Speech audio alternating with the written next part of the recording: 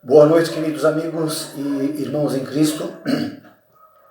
Mais uma vez essa noite estamos reunidos para juntos meditarmos na palavra do Senhor, aprender os seus ensinos, os seus preceitos e buscar com toda a força do nosso coração aplicá-los à nossa vida prática para que eles se efetivem de fato como palavra de Deus em nossa caminhada diária.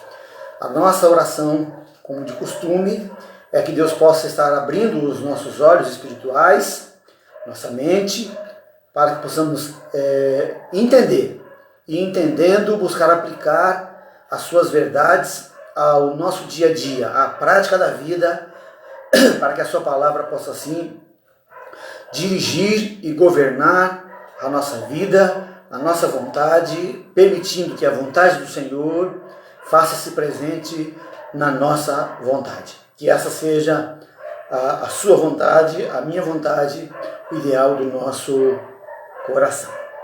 Pois bem. Há um programa na televisão, nos canais pagos, que nos falam de pessoas com uma certa compulsividade por acúmulos de coisas. Na grande maioria das vezes, coisas inúteis, coisas que não servem para nada, coisas estragadas. No caso de roupas velhas, roupas estragadas, alimentação já estragada, né? Mas há casos em que as coisas são úteis, são acumuladas e elas têm validade, elas exatamente possuem a condição de uso. No que diz respeito à alimentação, existem pessoas que parece que ela guarda tanta comida que está esperando estourar uma guerra nuclear a qualquer momento, onde não vai ter mais nada para comprar, certo? Isso é uma compulsividade cumulativa. As pessoas vão acumulando as coisas e isso vai se tornando uma compulsividade. Em muitos casos, uma doença grave. Esse programa na televisão é um programa que nos fala de famílias americanas com essa doença, com essa compulsividade. Mas nós sabemos que esse não é um problema apenas tão somente dos americanos. É um problema que acomete os cidadãos no mundo inteiro. Todas as pessoas possuem as suas compulsividades, as suas doenças compulsivas, e a acumulação é uma dessas doenças, né?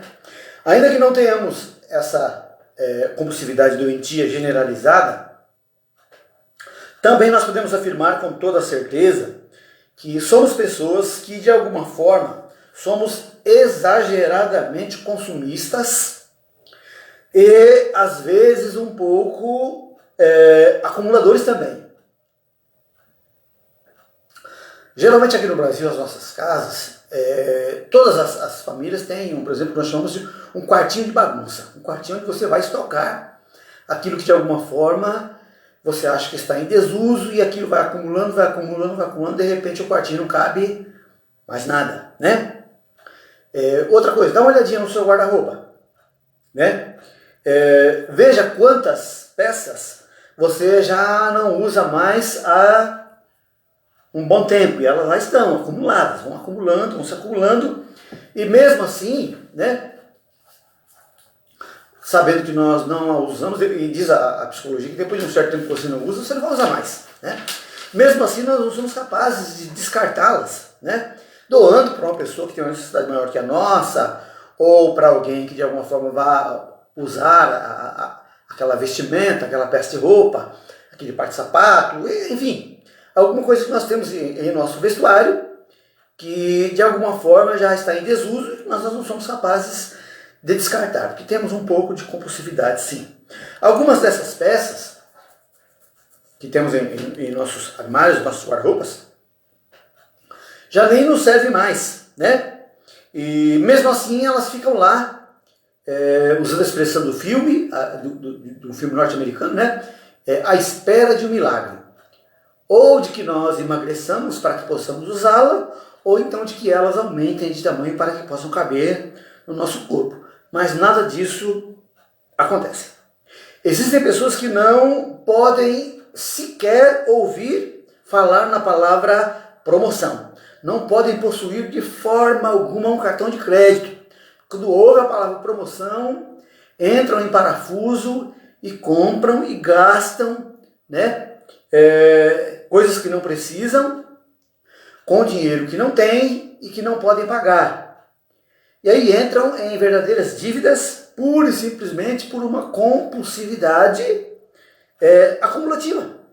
Comprar coisa que você não tem necessidade. Pura e simplesmente porque a mídia consumista nos leva a buscarmos, acumularmos mais e mais e mais e mais e mais, porque nós vivemos em um sistema onde os bens materiais precisam ser consumidos, precisam ser vendidos, porque são produzidos em larga escala. Então há todo um trabalho de mídia para fazer você comprar, comprar, comprar e comprar, para que as indústrias possam produzir mais e mais, e assim os industriais cada vez ganharem mais, os donos de indústria cada vez ganharem mais. Pois bem, essa é uma das muitas doenças mentais e emocionais do ser humano, do homem moderno. E ainda existem outras, ainda bem mais esquisitas do que essas, que não vale nem a pena a gente comentar, né? Mas nós não estamos aqui nesta noite, não os convidei para juntos estarmos meditando na palavra do Senhor para falarmos doenças. Estou apenas usando essa ideia como chavão para nos levar à ideia do que nós queremos falar com vocês nessa noite, né? Porque o que nós queremos pensar nessa noite é sobre como nós devemos e como nós podemos guardar a palavra do Senhor.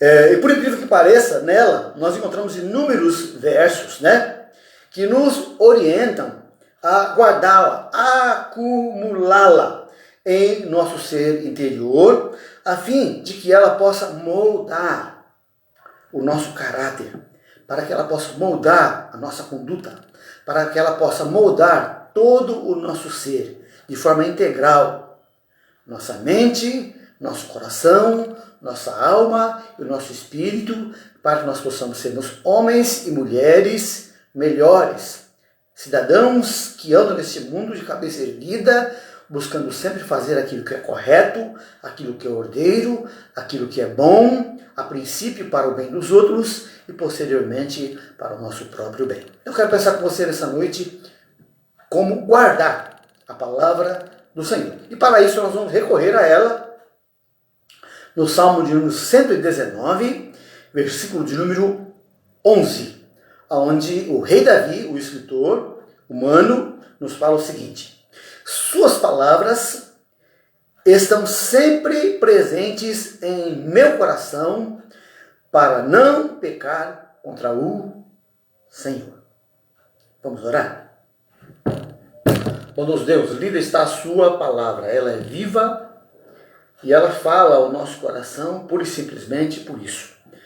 E te pedimos que o Senhor possa nesta noite, nessa nossa meditação, estar nos dirigindo, nos conduzindo, para que possamos entender de que realmente precisamos guardar a sua palavra no nosso coração, para que a nossa vida como um todo, que o nosso ser como um todo, possa, nosso Pai, ser melhorado e conduzido a um padrão de conduta, que é o padrão de conduta do Senhor Jesus Cristo, o nosso Senhor, o nosso Salvador, o nosso modelo e mestre. Nós oramos assim e te agradecemos desde já, em nome de Jesus. Amém.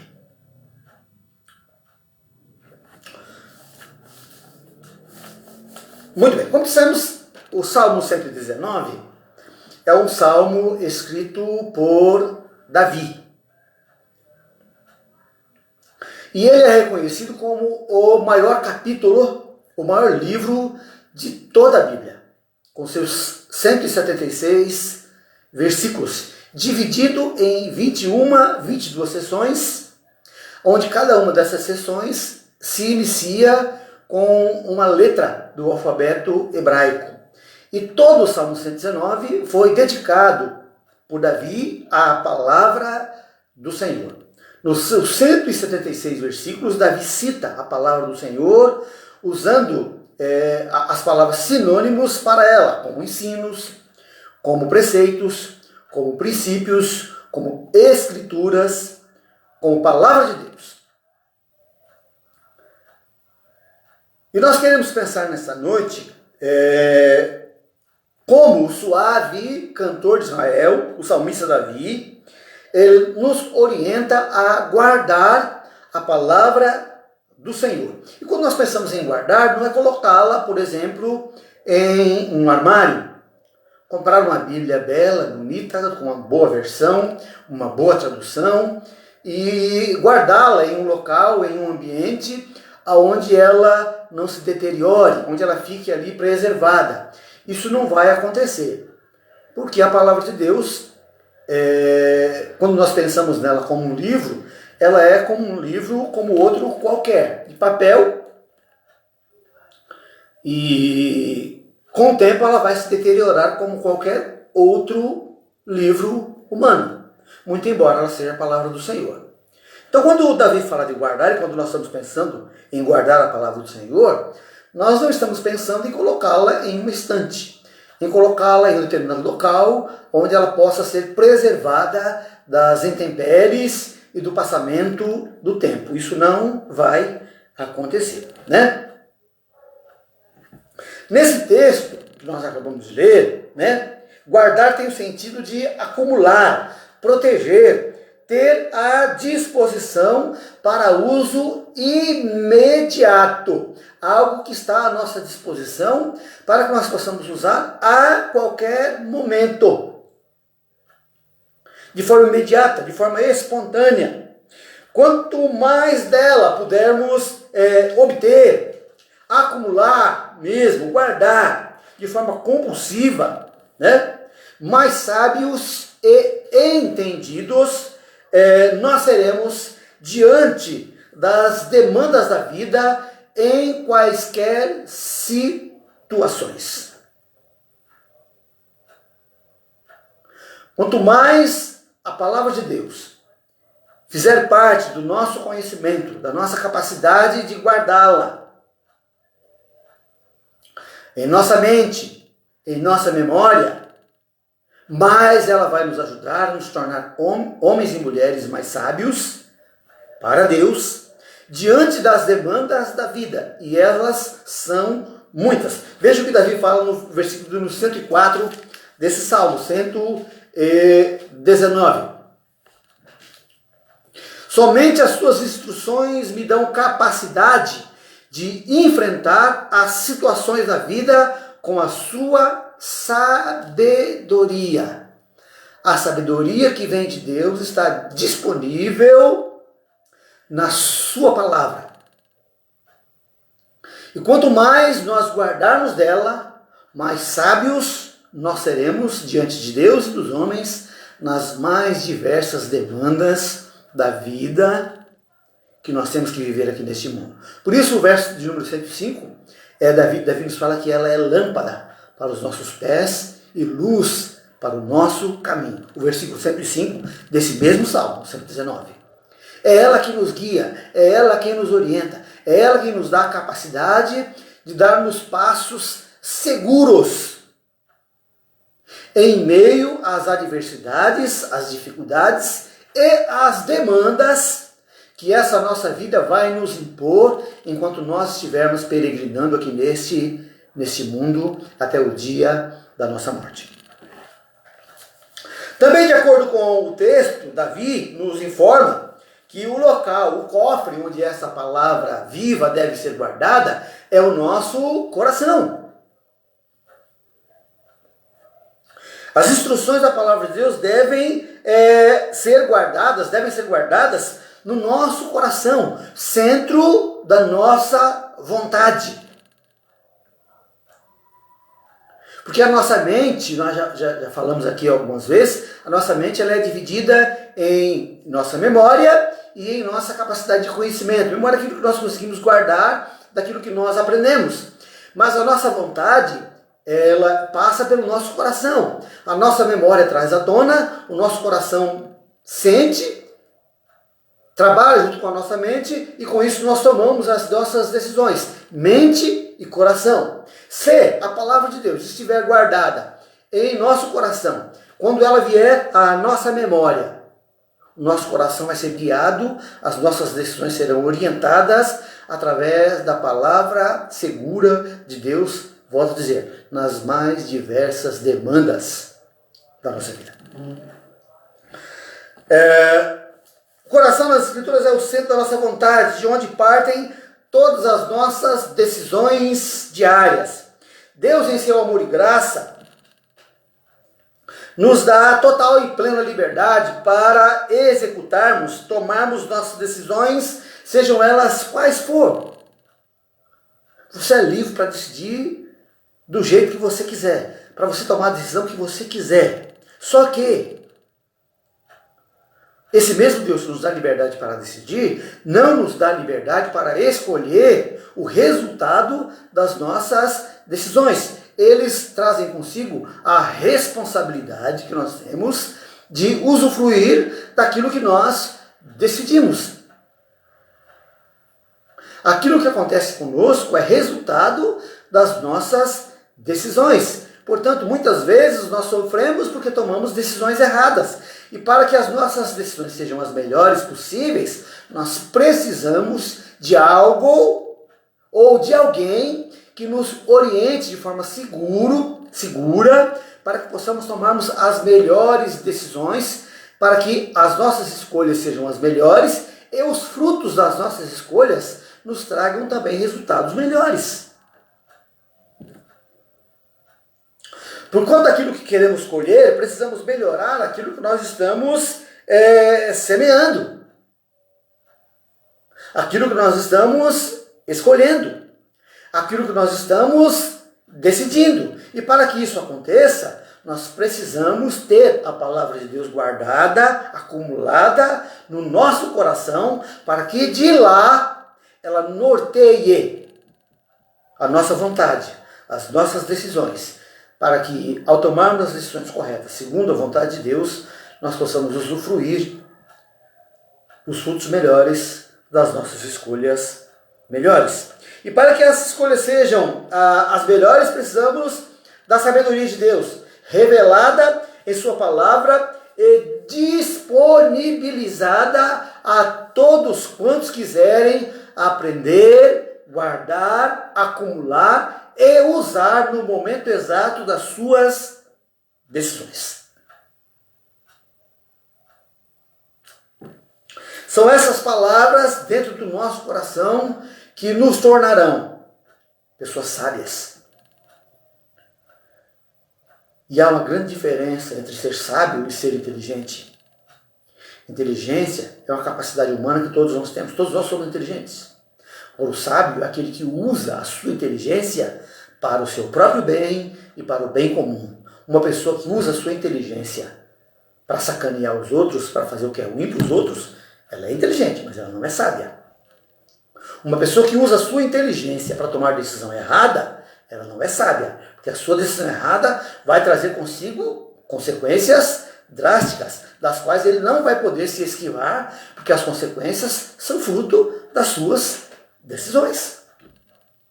Então, uma pessoa sábia é uma pessoa que usa aquilo que está à sua disposição para que ele possa melhorar a sua conduta, para que ele possa melhorar as suas escolhas, a fim de que ele possa colher consequências agradáveis, consequências boas, consequências que vão fazer com que a sua vida seja uma vida próspera, abençoada e tranquila.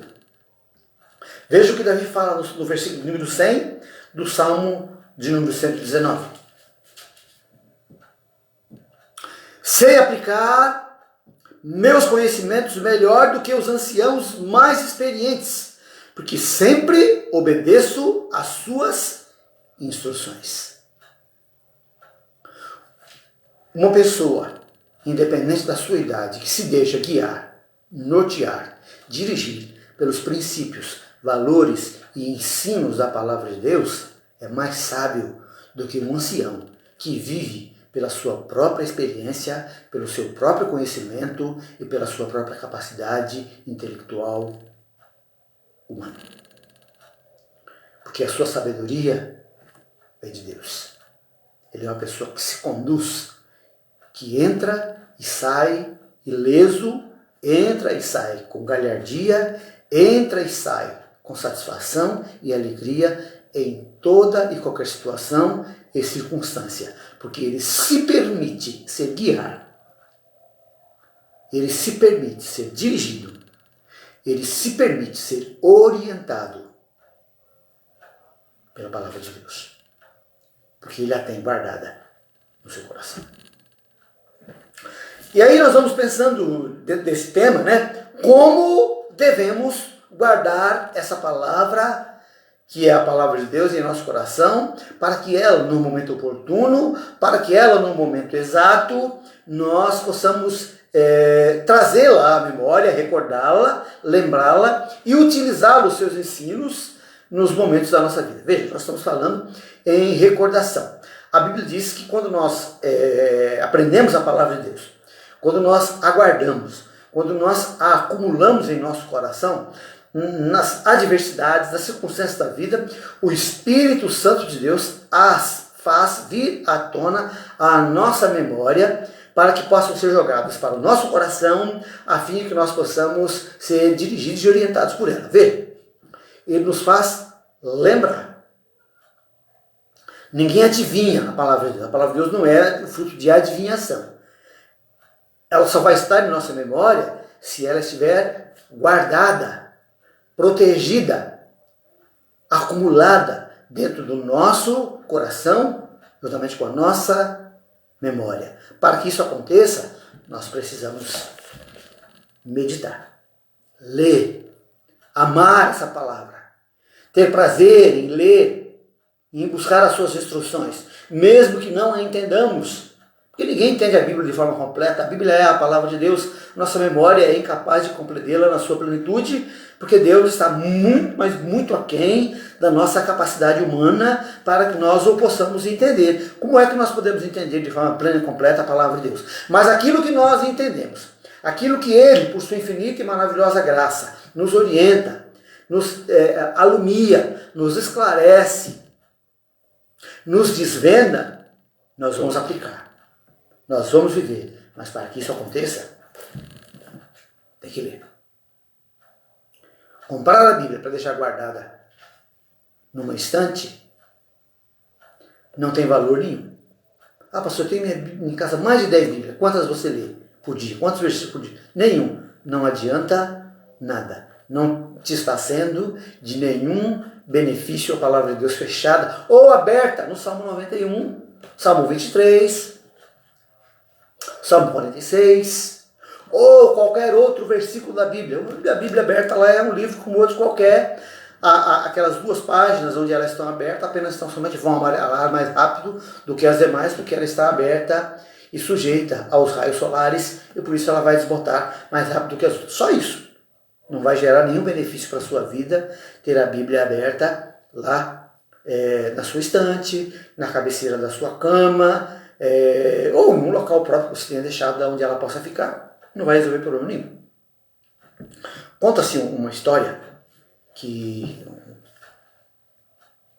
um pastor disse que falou com uma senhora sobre ela, se ela estava lendo a Bíblia. Ela disse que não, que amava muito a Bíblia, gostava muito da Bíblia, e que por ela amar a Bíblia, ela tinha uma na sua cabeceira da cama. E que por ela amar a sua Bíblia, todo dia antes de dormir, ela pegava a sua Bíblia, dava um beijo, colocava lá na cabeceira da cama e ia dormir tranquila. E aquele homem de Deus, aquele pastor com a sabedoria de Deus, disse para ela: a senhora tem o hábito de ir a alguma consulta médica? Eu tenho. E quando o médico receita algum remédio para a senhora compra? Eu compro. O pastor perguntou: e aquele remédio, a senhora o toma? Ou a senhora só beija, põe na caixa e guarda de volta lá no seu respectivo lugar? Ela disse: eu tomo. A palavra de Deus é a mesma coisa. Amar e deixá-la lá guardada apenas para dar um beijo não resolve nada. Ela precisa ser guardada no nosso coração. E para que isso aconteça, tem que meditar nela. Tem que ler essa Bíblia. Se possível, todos os dias. Pelo menos um versículo, um texto bíblico. Para que ele possa guardar aquilo no seu coração e aquele texto, no decorrer daquele dia, abençoar a sua vida no restante do que vai acontecer a partir dali por diante. Nós aqui, eu e minha esposa, temos o hábito de disponibilizar aos membros da nossa igreja, bem como a algumas outras pessoas ligadas a nós, uma pequena meditação diária, onde nós podemos fazer um devocional. Lemos um texto bíblico, lemos um devocional, e depois oramos junto e pedimos a Deus que Ele nos dê sabedoria para viver aquilo que Ele nos orientou naquele dia, no decorrer das nossas decisões. E permitimos assim que a palavra de Deus vá guiando os nossos passos, dirigindo a nossa vida, para que possamos sermos homens e mulheres melhores para a glória do Senhor e para a nossa própria felicidade. E desafiamos você a fazer o mesmo. Como devemos guardá-la? Primeiro, devemos guardá-la de forma secreta. Secretamente. Em nosso coração. E a razão é muito simples, é no fundo, no profundo do nosso coração, que nós permitimos que as mudanças mais significativas do nosso ser sejam efetuadas. Antes de nós mudarmos a nossa conduta, antes de nós mudarmos o nosso palavreado, antes de nós mudarmos o nosso pensamento, nós precisamos que o nosso ser interior seja mudado dentro do nosso coração. O Deus que nos ama quer nos mudar e precisa nos mudar de dentro para fora. Porque se a mudança começar de fora para dentro, nós vamos ser mais um hipócrita no meio da sociedade que apenas e tão somente vive para mostrar para os outros algo que ele de fato não é. Ele é um ator. Mas quando a mudança acontece dentro do coração, ele não precisa se esforçar para que essa mudança seja vista pelos outros, porque se mudou por dentro, vai mudar por fora. Nós vivemos em uma natureza criada por Deus, recheada, rodeada de leis que estão à nossa volta. Algumas delas nós sequer conhecemos, outras nós já ficamos sabendo, foram descobertas por cientistas e estão à nossa volta para que nós possamos saber como usar. Por exemplo, se você pegar um objeto com um determinado peso e jogar para cima, dá uma olhadinha para onde você jogou e procure ficar atento, porque senão ela vai cair na sua cabeça. Porque aquele objeto que você lançou para o espaço, ele obedece a uma lei que faz com que ele retorne para a Terra, chamada lei da gravidade. Existe uma outra lei, que também é descoberta pelos cientistas, chamada de impenetrabilidade. Dois corpos não podem ocupar o mesmo espaço ao mesmo tempo. Quando um chega, o outro tem que sair. Quando você pega, por exemplo, um recipiente de refrigerante com uma garrafa PET, né, e você olha assim e fala, ela está vazia. Ela não está vazia. Ela está cheia de ar. Isso tanto é verdade que quando aquele recipiente for preenchido com qualquer outra substância, por exemplo, água, um líquido, se nós pudéssemos observar, nós íamos ver que o ar sai enquanto o líquido entra. Por quê? Porque os dois corpos não podem ocupar o mesmo espaço ao mesmo tempo. Na vida humana existe uma lei chamada lei da resiliência. A lei da resiliência nos diz que quando você muda, tudo à sua volta muda com você. E quando essa mudança é para melhor, todo mundo percebe. Todo mundo que está à sua volta percebe que você melhorou, que você mudou. Quando a mudança ela é significativa e ela é interior, porque volto a dizer, Deus trabalha com o nosso coração, Deus trabalha nos mudando por dentro para que o nosso exterior possa ser visto pelos outros. Deus trabalha com o nosso caráter para que a nossa conduta seja vista pelos outros por um caráter transformado. E caráter é algo que está dentro do coração. Por conta daquilo que queremos colher, aliás, Deus, todos nós somos pessoas imperfeitas, né? E Deus, em sua infinita graça, através da sua palavra viva, vai nos orientando e nos desafiando a essas mudanças que atrairão as suas bênçãos para as nossas vidas nas mais diversas áreas dela. Deus quer nos abençoar, mas para que as suas bênçãos nos alcancem, nós precisamos permitir que as mudanças significativas nos acometam, aconteçam dentro de nós, para que a sua palavra mude a nossa conduta, a nossa vida, para que as suas bênçãos possam ocupar todo o nosso ser interior, a começar pelo nosso coração. Deus é um Pai amoroso, que ama todos os seus filhos da mesma forma. Porém, contudo, entretanto, Ele sempre trabalha conosco em nossa individualidade. Nós somos indivíduos. E Deus trabalha com você diferente de mim. Porque apesar de sermos iguais em termos de sermos seres humanos, cada um de nós possuímos áreas diferentes que precisam ser trabalhadas, que precisam ser melhoradas, e Deus, em sua infinita graça, sabe qual é e quer moldá-la dentro de você, de forma secreta, de forma individual, dentro do seu coração. Você não precisa dizer para os outros quais são essas áreas, porque Deus vai trabalhar com você dentro do seu coração de forma secreta. Deus quer estar melhorando a nossa vida, em nosso individual, em nossa condição humana, todos os dias, até que todos alcancemos a perfeição que existe nele. Porque Ele é perfeito. E como filhos dele, Ele quer que nós sejamos perfeitos. Perfeição moral. Nós jamais seremos perfeitos como Deus é perfeito.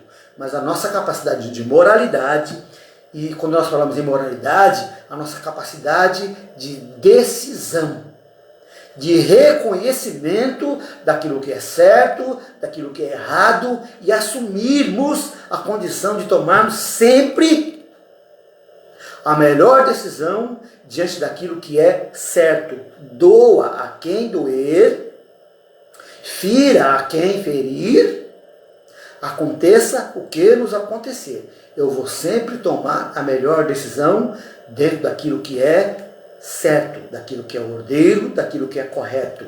Mesmo que aquilo me leve a algum sacrifício, mesmo que aquilo me leve a alguma perda, mesmo que aquilo me leve a que as pessoas me enxerguem como um Zé Mané. Mas eu quero ser um homem sábio diante dos olhares de Deus, porque é com Ele que um dia vou ter que tratar. Deus trabalha comigo e com você, todos os dias, como se nós fôssemos únicos. Deus tem uma preocupação de trabalhar conosco como se nós fôssemos pessoas únicas. Deus se preocupa com você, quer melhorar você. Por isso Ele trabalha com você no secreto do seu coração. Por isso, com todo respeito, quem crê diferente, nós batistas não temos essa ideia ou essa prática de em nossos cultos estar trazendo revelação de pecado de ninguém. Porque pecado é algo que se trata entre a pessoa e Deus. Salvo quando esse pecado se torna público, aí a igreja vai tratar com aquela pessoa para ajudá-lo, para melhorá-lo, para fazer com que ele saia daquela situação e volte-se a caminhar com Deus. Não para jogá-lo no lixo, mas para restaurá-lo, para a glória de Deus e para a felicidade dele. É assim que o cristão trabalha. Logo, meu compromisso deve ser de guardar, obedecer os ensinos da palavra de Deus, como se eu fosse uma esponja que absorve a água, como a terra que ao receber a chuva suga aquela água para o seu interior, a fim de que lá dentro do seu ser, dentro do seu interior, todas as sementes que ali estão plantadas brotem e levem a um cultivo bom, agradável, para a felicidade daqueles que plantaram, que fizeram a plantação. Nós estamos aqui na nossa região do Paraná, região noroeste, estamos aí precisando de uma boa chuva. Não estamos reclamando que Deus sabe o que faz. Nós estamos vendo os nossos gramados amarelinhos por falta de chuva, né? Porque a terra precisa da chuva. E quando a chuva cai, a terra se embebeda dela. Nós precisamos, como essa terra fértil, permitir também que a palavra de Deus penetre no nosso coração e nós precisamos absorvê-la, amá-la de tal forma e guardá-la, para que lá no secreto do nosso coração ela efetive as mudanças que precisam ser efetuadas dentro de cada um de nós, que Deus sabe quais são.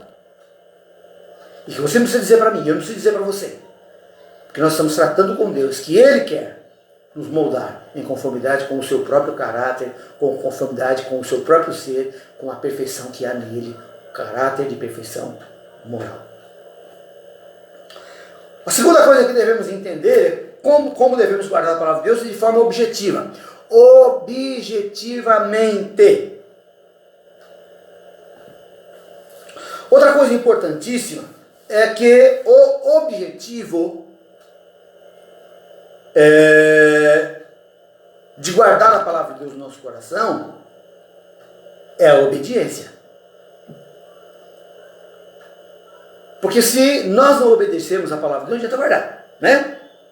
Deus, em seu amor e graça, nos oferece gratuitamente suas instruções somente a título de, não nos oferece apenas a título de conhecimento. Não é só para você ter conhecimento, não é só para você saber.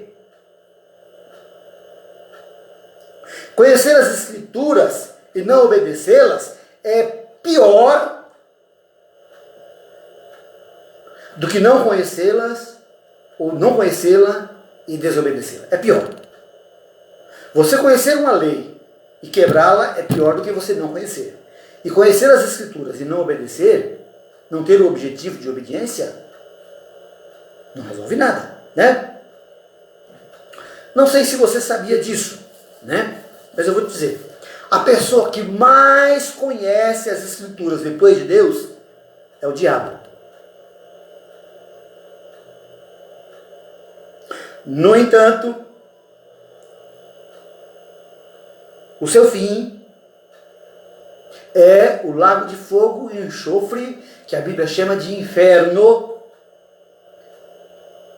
E para lá caminharão todos aqueles que, concomitante com ele, ao mesmo tempo que com ele conhecem a palavra de Deus, não querem obedecê-la. Porque é na obediência que está o favor, a graça, as bênçãos de Deus para a nossa vida, para nos moldar e para nos dar a salvação que nós necessitamos para fugir da condenação eterna que Deus tem preparado para o diabo e os seus anjos. O inferno não foi criado para o homem, mas o homem vai para lá por sua própria escolha e decisão.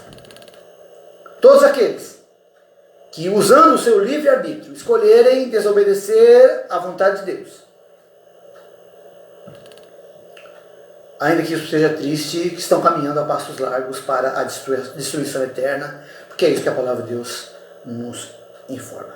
O conhecimento e obediência às Escrituras, diz o profeta aí, né, o Davi, o escritor do Salmo, no verso que nós lemos, é o antídoto para que nós possamos tomarmos as melhores decisões, segundo a vontade de Deus, e nos livrarmos do pecado. Pecado é desobediência à lei de Deus. Pecado é errar o alvo. Pecado é você saber o que é certo e tomar uma decisão errada. Isso é pecado. E nós temos o antídoto, e o antídoto é a palavra de Deus guardada no nosso coração. Está no verso 11 do texto que nós lemos.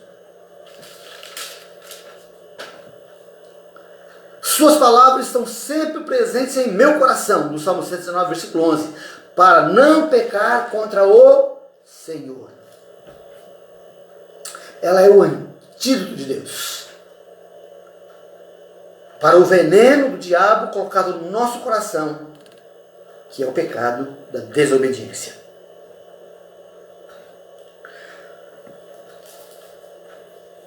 Pois nos auxilia na hora de tomarmos decisões de forma que essas sejam segundo a vontade de Deus, que nos protege de nós mesmos, das nossas decisões, da nossa própria capacidade, da nossa própria sabedoria, das nossas ideologias humanas de achar que fazer aquilo que é a nossa vontade é o certo.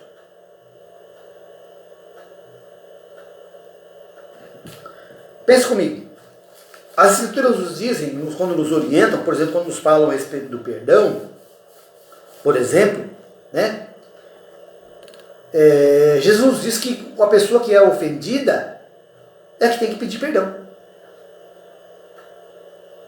Mas o dito popular, a prática popular, o costume popular, é que a pessoa que ofendeu, o ofensor, é que tem que ir lá e pedir perdão. Enquanto isso, o ofendido fica lá esperando, aguardando que o ofensor vá lhe pedir perdão, e ele fica lá esperando, e fica esperando, e fica esperando, e fica esperando.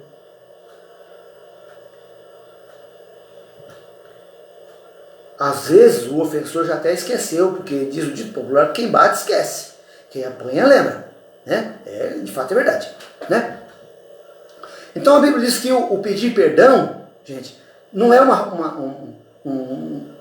um favor que nós fazemos para a pessoa ofensora. É um favor que nós fazemos para a pessoa ofendida, para nós mesmos. Porque se você não for lá e pedir perdão e você jogar aquela situação para fora, você vai ficar com aquele problema no seu coração, aquilo vai ficar martelando, martelando, martelando. Você dorme com o seu ofensor, você acorda com o seu ofensor, você come com o seu ofensor, você toma banho com o seu ofensor, e aquilo vai moendo você por dentro.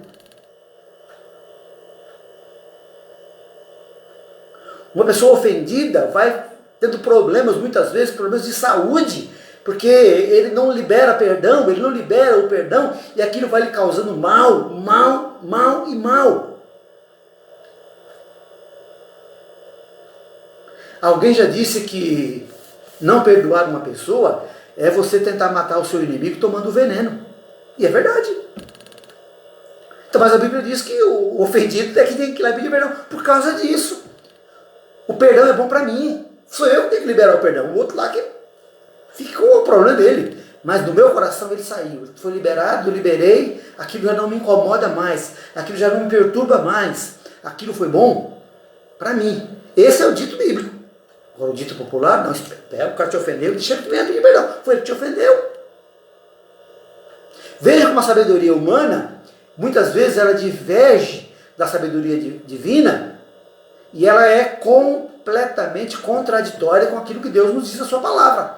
Mas todas as vezes que nós tomamos as nossas decisões com base na palavra de Deus, mesmo que nós não entendamos, nós vamos ser beneficiados lá na frente pela lei da resiliência, porque quando você muda, as coisas mudam com você. O conhecimento e obediência das Escrituras é a fonte geradora de fé nas promessas de Deus, de suas provisões e bênçãos em nossa vida, através da nossa obediência. É a nossa capacidade de obedecer a Deus que nos leva a confiar mais e mais e mais de que a palavra de Deus, de fato, ela nos guarda e nos protege das nossas próprias cabeçadas. Quando nós obedecemos e colhemos o fruto da nossa obediência, o nosso coração e a nossa mente vai guardando isso. Isso vai gerando a capacidade de confiar que Deus sabe o que Ele faz. Deus sabe o que Ele fala na sua palavra, quando Ele nos fala para agirmos de uma determinada forma. Então ela vai gerando fé, a capacidade de crer, a capacidade de confiar. Veja o que diz Davi no versículo 50 do Salmo 119. Quando estou cercado de problemas e dificuldades, uma coisa me anima e consola. A sua promessa me enche de força e poder para enfrentar a situação. Porque eu sei que obedecendo a palavra de Deus, eu vou vencer aquela circunstância. Porque ela gerou, ela produziu fé. A capacidade de confiar que Deus cumpre aquilo que Ele fala na sua palavra, porque Deus não é homem para mentir e nem filho de homem para se arrepender. Se Ele disser que é para ser feito assim, vai ser feito assim.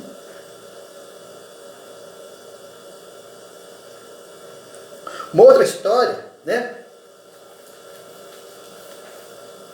Se o aluno estava falando sobre a Bíblia na sala de aula, e a professora perguntou para o menino se ele de fato acreditava que a Bíblia era a palavra de Deus. Ele disse que sim. E ela perguntou de forma sarcástica, mas você acredita mesmo que uma baleia foi capaz de engolir um homem chamado Jonas? Se bem que a Bíblia não diz que é baleia, diz que foi um grande peixe, né? Porque de fato a Bíblia não diz que foi baleia, né? E nós não sabemos se tem um peixe que é capaz de engolir o homem. Diz a ciência que talvez tenha, né? Mas se não tiver, nós cremos que Deus foi capaz de poder realizar esse milagre de criar um peixe apenas e somente para aquela circunstância. Deus é Deus. Ao que o menino respondeu para o professor: professora, a palavra de Deus nos diz que um grande peixe engoliu o profeta Jonas. E eu creio. E eu creria, ainda que a Bíblia me dissesse que o profeta Jonas tivesse engolido a baleia. Eu acreditaria, porque o meu coração está cheio de fé. A capacidade de crer que Deus é capaz de fazer coisas impossíveis. Impossíveis para mim, impossíveis para você.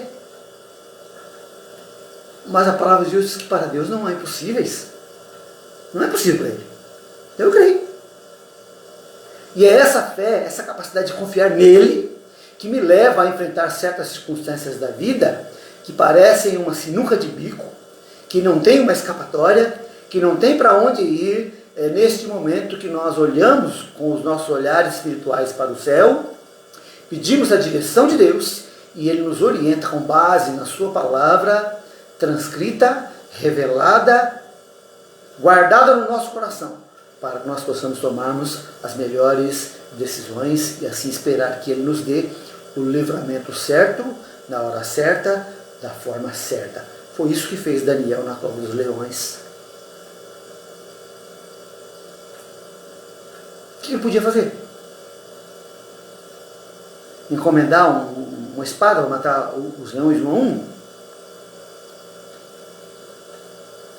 Ele foi capaz de crer que o mesmo Deus que era fiel com ele nos momentos bons, também seria fiel com ele nos momentos de adversidades, mesmo que ele morresse comido pelos leões, porque ele tinha plena consciência de que se Deus quisesse, poderia livrá-lo, como livrou, mas se Deus não o quisesse, poderia martirizá-lo, como não martirizou. Mas ele era capaz de crer, foi capaz de crer, e foi capaz de crer pela palavra que estava no seu coração, de que Deus é possível de fazer coisas que nós não entendemos, não sabemos como explicar, mas que Ele é capaz de fazer para o nosso bem.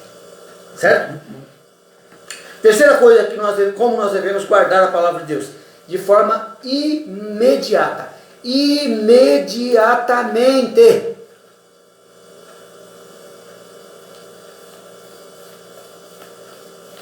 Uma das características que nós, seres humanos, aprendemos com o diabo, o pai das trevas, se chama procrastinação. Procrastinar é você deixar para amanhã o que você pode fazer hoje, como se você fosse dono do amanhã.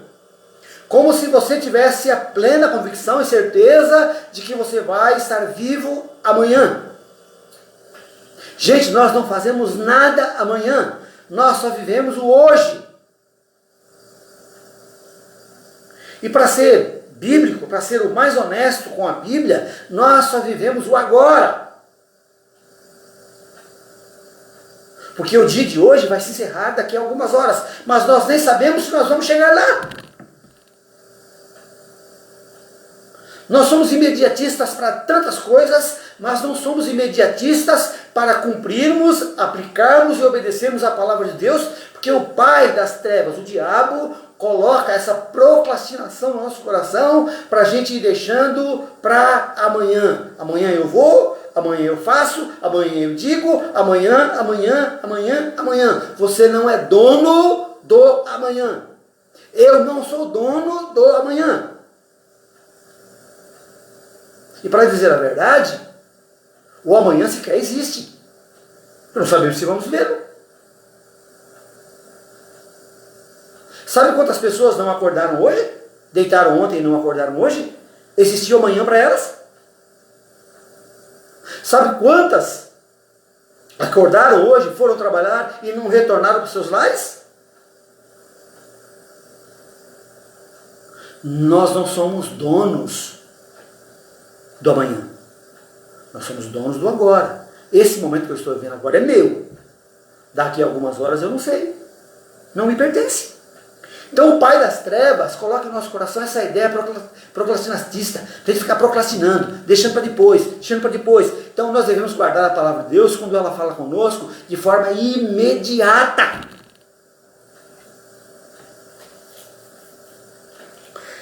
Ele, o diabo, o pai das trevas, nosso inimigo, o diabo não é inimigo de Deus, Deus não tem inimigo, ninguém pode com Deus.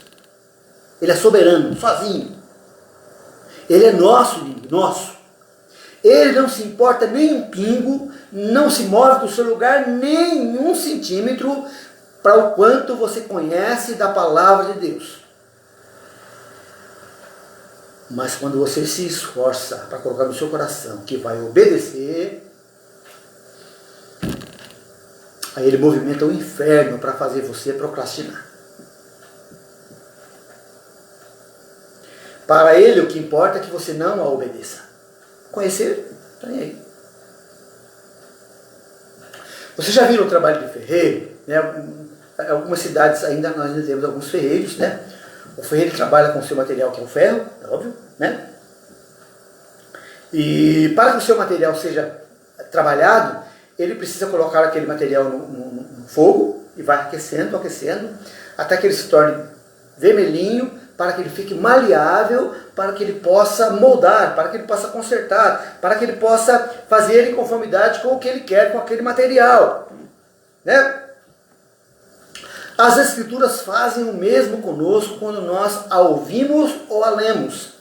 Ela deixa o nosso coração maleável para que nós possamos ser os conformados com aquele ensino que ela está aplicando ao nosso coração. Então, por isso que a aplicação tem que ser imediata, enquanto o ferro ainda está maleável, enquanto nós ainda estamos quentes. Porque se a gente for deixar para amanhã, já foi. Passou. Ela sempre nos desafiará a mudanças pessoais. E é no calor dessa revelação, desse desafio, desse esclarecimento, que as mudanças devem acontecer em nosso coração, de forma imediata. Se deixarmos para amanhã, o frio, a aptidão do inferno gerará em nós a procrastinação.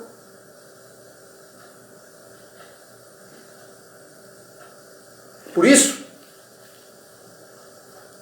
quem quer mudar a sua vida, tem que mudar agora. Muda agora. Muda já. É no desafio da palavra de Deus que nós precisamos nos esforçar para mudar, né? Por isso, quem quer mudar de vida, de atitude diante de Deus, sua palavra, muda agora, muda já. Veja o versículo número 60 do Salmo 119. Quando se trata de cumprir os seus mandamentos, não tenho tempo a perder. É agora.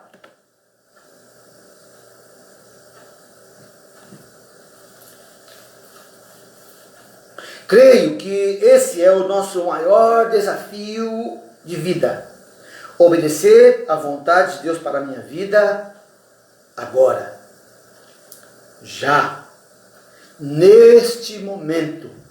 Para não permitir, como disse o Senhor Jesus, na parábola que ele diz da semeadura, para não permitir que as aves do céu, os anjos do inimigo, roubem, furtem aquela semente que é a palavra de Deus, semeada, plantada no solo do meu coração, que quer mudar, muda agora, de forma imediata. Pois esse é o momento que nós temos agora, o amanhã não nos pertence. Quantas pessoas não acordaram hoje, né? Quantos não acordaram amanhã?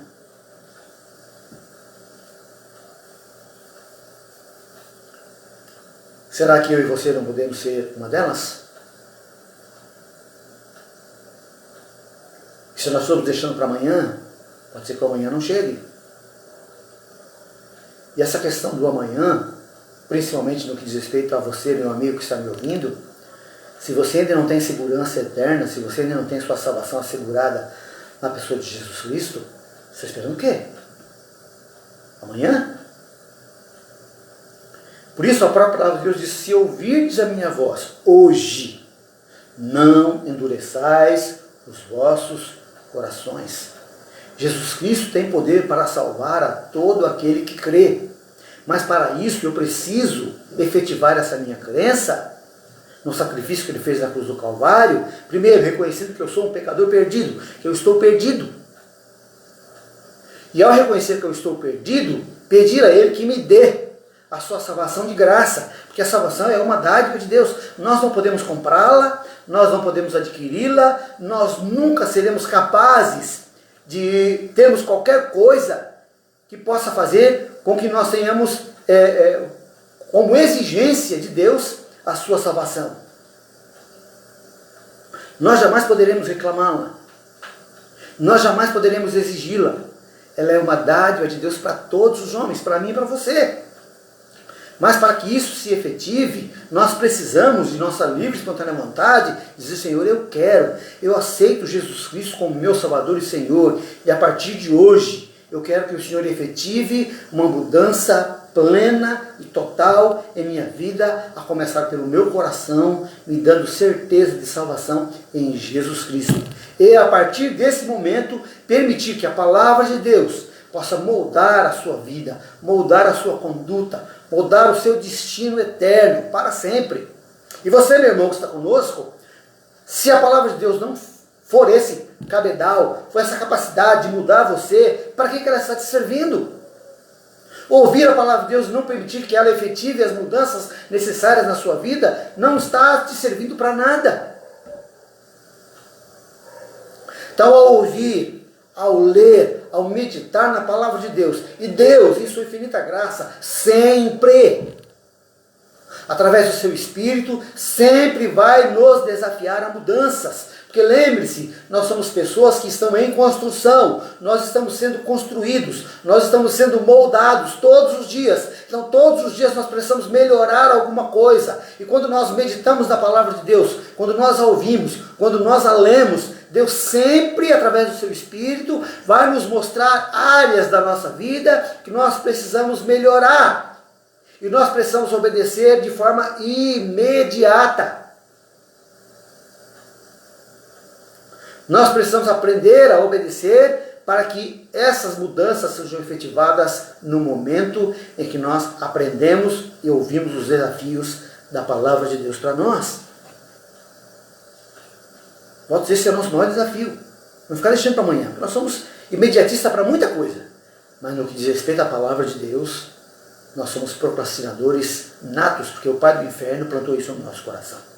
Então a minha oração é que nessa noite nós possamos sermos esses homens e essas mulheres que têm no seu coração um cofre, onde a palavra de Deus é guardada, acumulada mesmo, para que no momento certo, no momento adequado, Deus, através do seu Espírito, nos faça recordar dela, para que nas mais diversas circunstâncias da nossa existência, nós possamos fazer uso, para que possamos tomarmos as melhores decisões e fazer com que as bênçãos de Deus nos alcance aqueles que estão à nossa volta, e nós sejamos homens e mulheres, conduzidos e guiados pela vontade do Senhor, para a nossa felicidade eterna e para a glória dele mesmo. Que Deus assim nos abençoe. Vamos orar mais uma vez? Bondoso Deus, exposta está aí a sua viva palavra. Ajude-nos para que possamos colocarmos em prática agora, de forma imediata, aquilo que o Senhor nos ensinou nesta noite. Para que a sua palavra, ó Deus, possa nos dar vida, gerar a vida que vem do Senhor, para que possamos sermos homens e mulheres melhorados para a sua glória e honra e para a nossa própria felicidade, bem como daqueles que estão à nossa volta.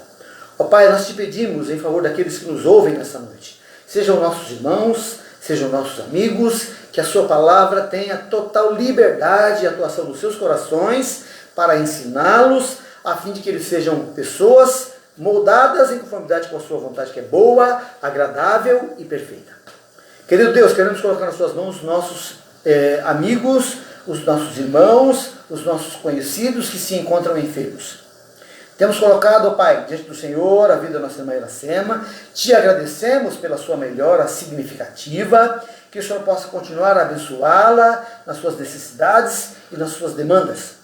O Dito ali naquele hospital, já há tanto tempo internado, se recuperando daquele acidente. Ó Deus, temos rogado ao Senhor que o Senhor possa ter misericórdia daquela vida, bem como dos seus familiares, para que eles possam a cada dia estar recebendo do Senhor a força necessária, para que nesses momentos eles possam, ó Deus, confiar que o Senhor tem o controle absoluto de todas as coisas. É do João Lucas, temos colocado nas suas mãos esse desafio que ele e sua família têm enfrentado com essa leucemia, que o Senhor possa agir e trabalhar com misericórdia, para que em tudo e em todas as coisas o seu nome seja honrado e glorificado diante da família, diante dos médicos e diante de uma sociedade na qual nós vivemos, que insiste em viver sem o Senhor.